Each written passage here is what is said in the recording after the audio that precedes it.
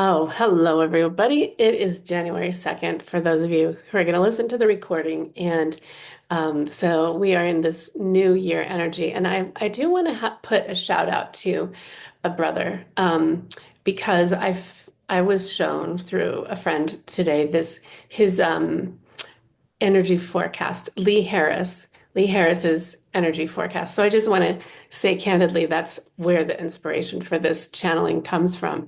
And I would just recommend you go and listen to that in the next day or two because I found it, and so did my friend, like strikingly accurate, which often it is. And so, to those who are wondering, what's the new year bringing? There's a lot in there, but I'm going to expand on one of them. So, thank you, Lee Harris. And the one, because he always gives 8 topics, the one that my guides showed me was knowing. So, if you don't know the context of his talks, they're like a projection of what we're going through collectively and what to kind of anticipate coming forward.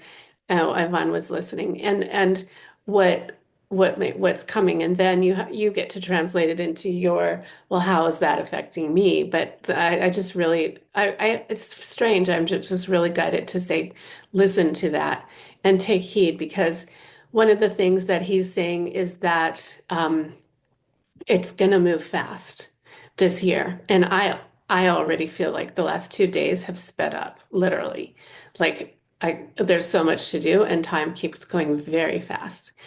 And so that's probably, I don't know, you'll have to listen to the rest. The one that we're going to talk about is that how important it is to know my vibration and notice that of others. And so when when I got the inspiration, all of a sudden all this information came through, and I would categorize the main theme as really becoming aware for me, but and for others of in like codependency versus interdependency. And there's really a difference. And I have noticed that, I used to think codependency was a very big thing and it was only like for addictions, like it's like the 12 steps or like addictions of substances and that kind of thing. And I have come completely around to noticing some amount of codependency in like pretty much all my relationships when you really take a magnifying glass to it. And so I began a while ago refining how I interact with my people and what I expect of them, what I expect to be able to change, and how I listen to them. And it's still a work in progress. But knowing my vibration and the key is noticing that of others because you all are really you've become masters in so many areas of what we call the spiritual, lifestyle, I would say. It's being connected, being sovereign, knowing who you are, knowing the truth. To me, that's that's the spiritual part of the journey, knowing that there is spirit too, and there's a veil, and there's all this love that's no longer very on the other side. That's one thing Lee's saying too, like the the veil, like get ready for a lot more encounters with um ghosts. I love he and I both call them ghosts or deceased loved ones or other humans that are deceased. Um, but knowing, so that's spiritual, but I've come kind of into the knowing that it's actually becoming more like spirituality to me is knowing my own self, my sovereign self, my spirit, my soul. And then now really starting to branch out much more into understanding other people because for a while all I could deal with was myself. I mean, aside from in my work, in my personal life, just because of the things that had gone on, but knowing my vibration and noticing that of others. So we're going to guide you there's going to be now, Archangel Metatron is with us, and wow, okay, he's going to share some principles for this. So I love it. This is where the guides really come in and start to share. So I'm going to really go deeper into channeling and use some light language too. Kiana Maria, Wadia Katia Pa Andia Kawadia Atia Amaki Adia Ba Ki Ani Widia Kira All right, this is the being known as Metatron, and we are delighted to be in your presence, beloved souls and spirits, all one, all in oneness with you and for you and beyond you. There is so much more beyond you that you cannot see or touch or taste or feel, and yet the visceral essence of that is coming closer to you. And so we are inspiring this message today and at this time for you to trust, to come into a knowing and a trust that the powerful insights that you gain, the powerful insights that you gain are often from someone else's energy field, vibrational field, mixing in with yours. So when we talk about knowing my vibration and yours, it's and another person's, it's imperative to start to really understand what is my place in this, where am I in this relationship, and what is the vibration that is maybe not tapping me on the shoulder or maybe really triggering something in me that I need to look at or I could benefit from looking at, and what is not for me at all, but I'm noticing it. And in that instance, where might I even have compassion for the other, the other, which there is only oneness, but there's an interpretation of otherness in the human experience, but it's not. It's you, and it's a reflection of you, and it is always, always. It's like excruciatingly painful not to do this kind of inner work, introspection in many cases. In many cases, it leads to the division within the self that is caused by victimhood or all the words like self-sacrifice or strong word, but self-mutilation. And so there is a fine line between seeing others as themselves and seeing others as me in oneness. And that is an interplay that you will always have on earth. Always, always, always. It's a dance with each other. There's a dance going on, and you must understand this in order to gain the holiness of that, of the power of understanding that, and even complying with this as one of the universe's main rules for the earth realm. This is a known patterning that occurs within the human experience that gives shape to all the experiences that you have, all of them, all of them, all of them, all of them, all of them, all of them, all of them, all of them.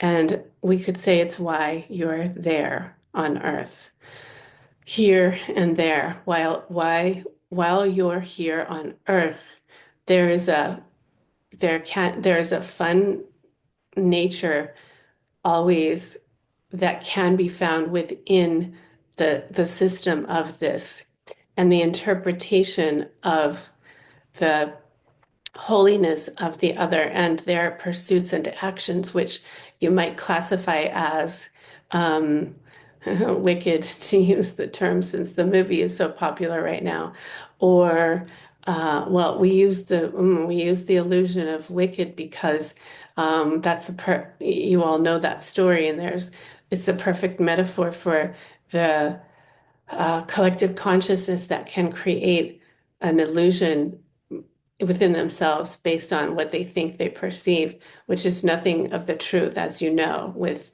the witch inside herself. There was nothing wicked, but what came of that was the interpretation of the others based on her vibration. In this case, her vibration is her color that she was born with. And so what do we do with someone else's vibration is everything. Oh, wow.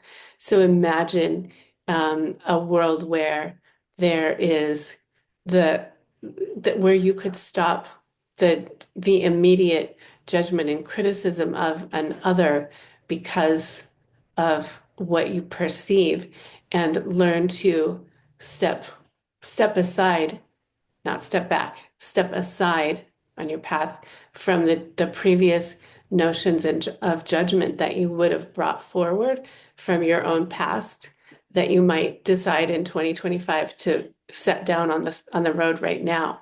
We're not even looking back. We're just saying you're on a path on a road and set the old baggage down on the road right now. You don't need it.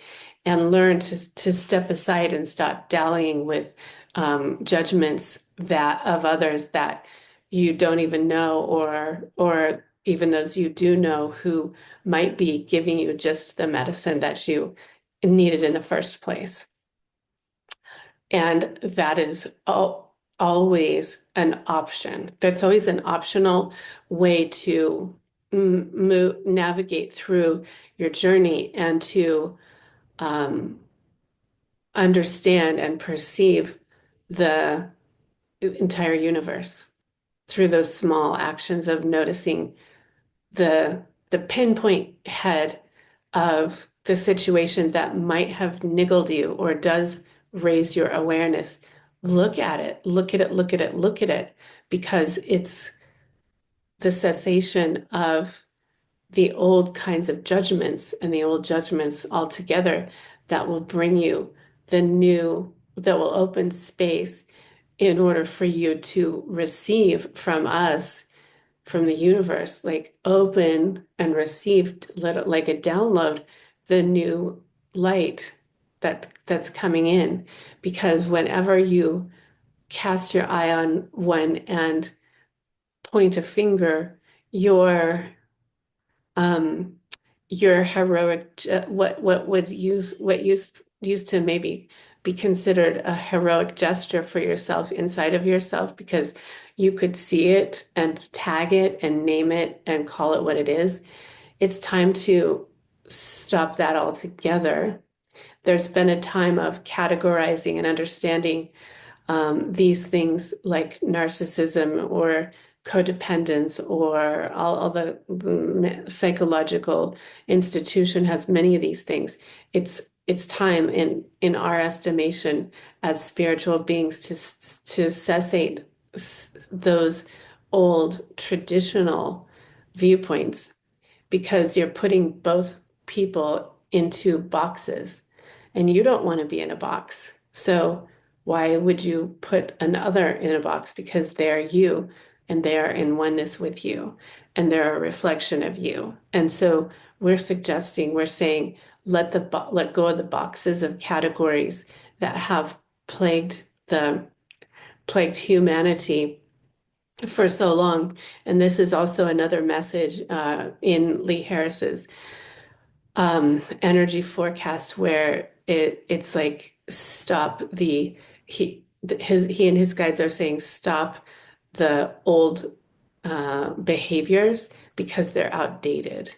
And you, as spirit guided, spiritual, heart open beings, are the leaders of the new ways, the revolution that's happening, of the new paradigms, the new ways of thinking and being. And as way showers, you owe it only to yourself, if nothing more, as a way shower for yourself. We don't even need to go beyond that to allow yourself to off the hook. Oh, and they're showing like you hanging on a hook in your bathroom where you would put a coat or whatever, a towel. Take yourself off the hook and say, what's this showing me? It's piqued my interest. And get real still and get real quiet and say, what's going on within me that this is one facet of a disco ball shining a light on for me. And it's for me and always is for me, for me, for me, for me, for me. As Suzanne has been noting, even with her cancer journey, there's light under every stone she turns over. And she has come into the realization that it's happening for her. And she is getting clarity on the why of that as a spiritual leader and teacher that she is. And this is an excruciatingly difficult journey on one level, but then notice she's there talking to me as you move through this, Suzanne, you're being liberated. And that is true. I've been being liberated every time I remember into the truth and the sovereignty of, wow, okay, what if this really is for me? It makes me a little emotional because no matter what happens, it sets me free, and I take myself out of being a victim because I am not a victim to anything at all, and neither are any of you. We are not never a victim. We are never a victim. We play the game well and we perceive it and we feel it and we go through experiences, but in the end, you're a soul and you're so much bigger than anything at all, even the most horrific thing, the most horrific adventure on the planet. You're not a victim. You were just experiencing that and you were there for that experience. And what of that? What of that? What is holy and glorious of that experience that you can move through and with and into and allow the truth of something deeper to be known. And so we use that extraordinary example as a nexus for you all to understand um, the hub of humanity. Oh wow, okay, they're showing me a visual of humanity. So billions of people in a big circle. And in the center, wow, there's a hub. And we're in the center right now, where we're part of this, it looks like the sun. We're part of the sun that has had our lights. We've turned on our lights. They've been turned on. And the lighter we shine, like a moth coming to a flame, the more we're being noticed. And we still might be those who notice us might still trigger us because they don't understand a light so bright. They don't understand yet because they haven't had the years of training and tutelage that you all have.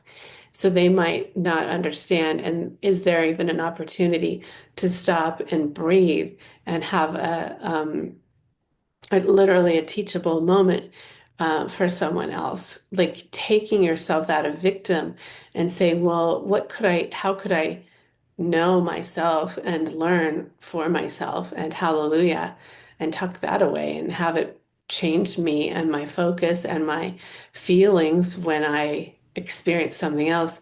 That's enough. That's always plenty. But also you might be in a place in your timeline that you say, well, what of this might I share and how?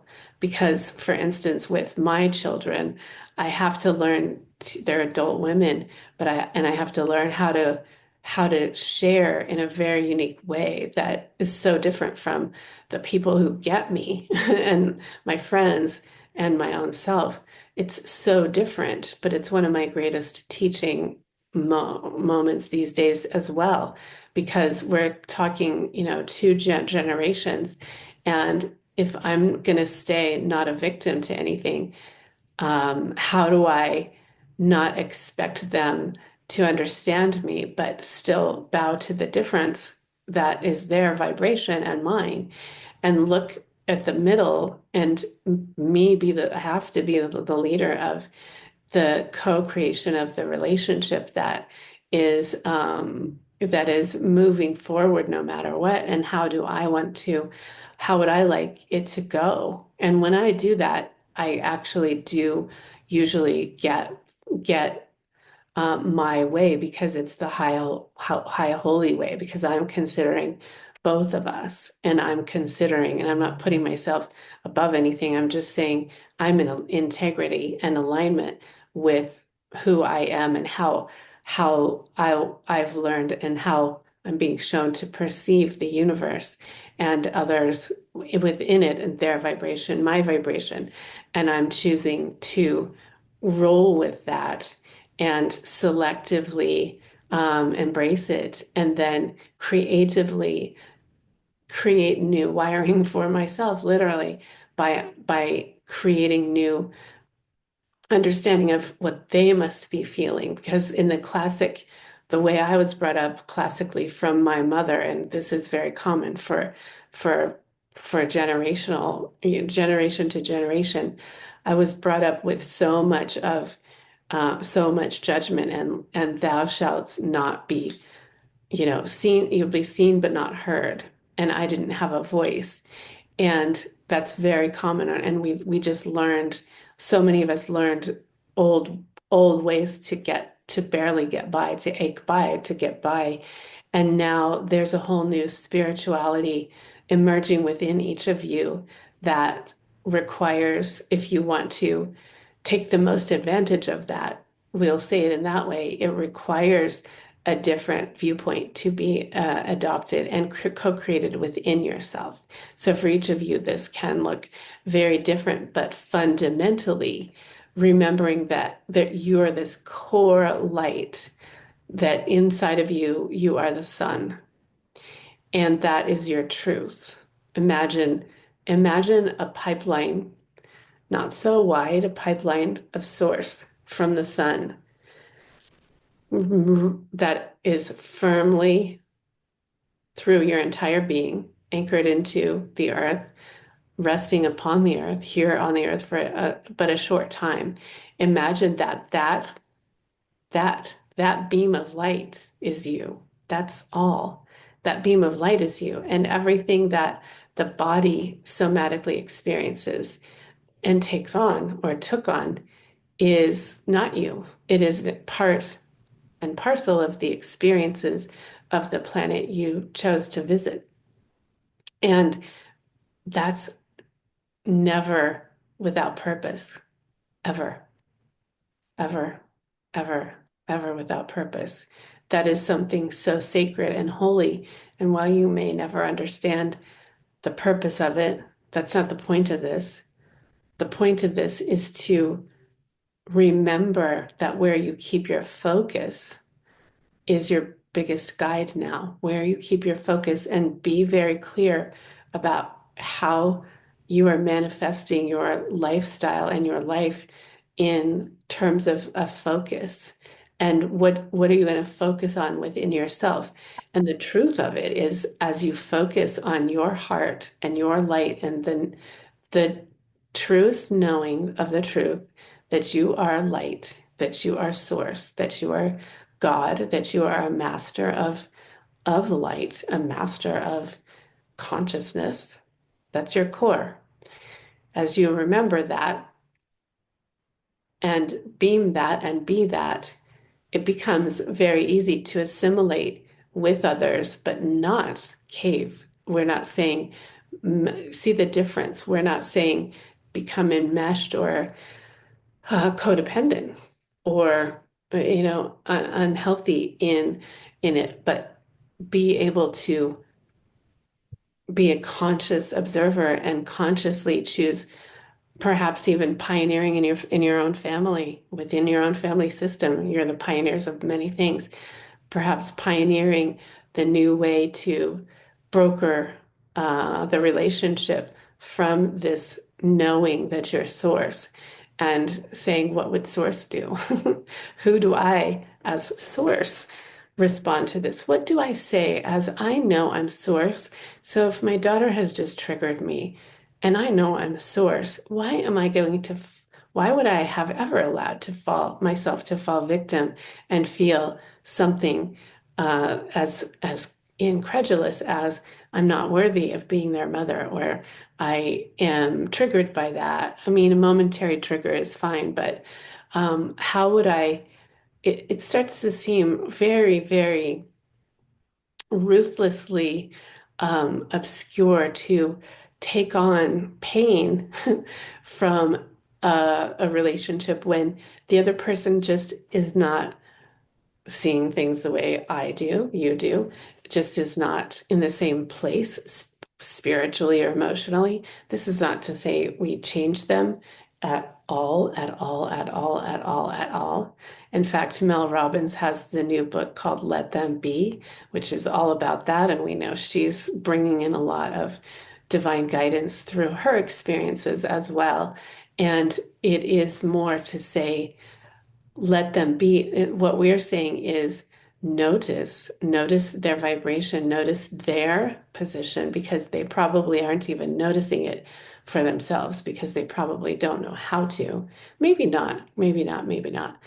But notice their position and take on the persona of source. So what we would recommend in moving forward from this message and this timeline shift is that what if you create an intentionality of turning that pipeline that might seem thin or small or not, it might not, but turning it, what if you become intentional about, so like they show me a pipe that's about this big around of source channel directly through me, that's me. And that's just a metaphor, but it is like that energetically that anchors us down here. What if you might want to consider an intentionality to allow the source that's you, your source part of you, your source aspect, to take up more and more space in your body, in your field, in your home, and practice there. And from there, practice coming to the truth of the situation and the knowing that's needed, that's best from that position. And maybe then saying something, maybe sharing, but knowing what it is first, because when you know what it is first, then you'll innately know how to share it. It will come naturally because you're channeling yourself as source and you're knowing yourself as the master, as the master and source. So then it takes away, oh gosh, they're showing this. It's so beautiful. It takes away the constant querying, like, what should I do? What should I say? How do I approach this? When you know who you are and you're channeling your direct divine sunlight, and that it is innately for the good of the whole. That's the key. It's innately for the good of the whole. Source is for all. Source is all. So when you're in your body, in your sphere as source, as all knowing of the truth for you on that day, on that moment, you will automatically have the knowing you need to share if you need to share with that other person. If you need to move through something yourself, trust it that it will be holds you, what holds you. So we're saying, yes, we hold you. We're here and happy to hold you as well. But what if you already know how to hold yourselves?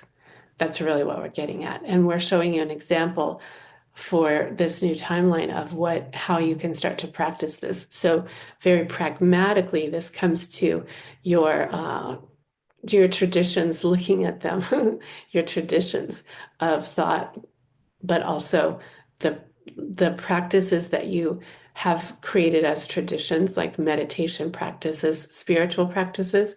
You might consider swapping more being source in meditation and less of anything else that you come to know. Oh, I could retire that. You may not retire anything, but look at your practices, and if there's a replacement that makes sense, do that, adopt that, and let yourself expand.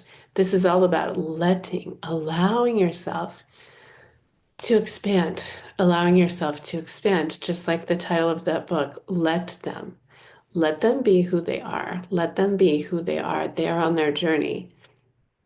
And within that, you automatically, it's like you take a cork out of a barrel and there the water can flow out.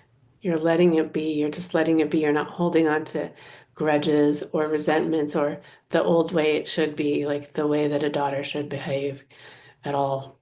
No, that's not right because that just doesn't need to be. You're letting yourself flow out of your old creaky barrel that you've been in, floating along in the river before the waterfall. And you're saying, oh, I'm going to let the water out. And when I let the water out, then I can actually see there's also a door right here that I could get out of the barrel. And then I can swim to shore and the barrel can go over the waterfall. That's a great metaphor. And so that's what we're saying. Oh, wow. That's what we're saying. The freedom of the promise. That's what we're inviting you into the promise of what the freedom of this kind of practice can be for you. It's about freedom for you. It's about liberation for you. It's about then also the gift of and the benefits of liberating another from the experience that would have come had you stayed in the old vibration because you were matching theirs. Oh gosh, that's really huge. You all know about vibration, and our theme is understanding my vibration and theirs. You know how to raise your vibration. Every one of you knows how to be in that vibration and stay in that vibration. And don't kid yourselves that you don't. Don't. Don't, because it's not about knowing, it's not about getting so many messages. That's all helpful, but it's about, well, if I'm source, why don't I act like it? Why don't I stay in a high vibration? It's just about that. And when you kowtow to someone else because of their erratic behavior or their beliefs that aren't yours, what are you doing? Oh, you're coming down to their vibration. That is what we're getting at. That's what we're getting at. That's what we're getting at. So there's not no longer an instinctual diminishing of your light. We would say that each of you has had an instinctual diminishing of the light because you've been told time and millions of times that you're light and that you are source and an angelic being that is from somewhere else, and you know that. So at this point, we would encourage you to be ever loving with yourself and say, and really examine, why would I diminish my light anymore? Because it is very painful and it is very not me. It is very not me. It is something that overcomes me or overcame me when I was feeling low and unworthy, but it's not me. And it's my responsibility to remember that and oh, it's okay if it happens, but it's my responsibility to tell myself to stop because it doesn't feel good. And it certainly isn't me. And it's certainly not the way I want to flourish. Well, I want to be in the world because in that way I will not flourish. So, flourishing open, beautiful ones, like a flower, like a firework, like a light, lantern in the night, like whatever you want to be, flourishing open relies Oh on yeah. you being I have my yourself and your light and knowing that you are light and knowing your, moreover, remembering your source. You're the source you came here to be, right? You're the source you came here to be. So be it. Just be that. Ha. But if you want to take that as one of your intentions, just be source. Just be source. Just be source. And let them and notice them and adhere to yourself and your own value, core value of being source. And notice what will evolve when you do this. And with this, we are complete. Namaste.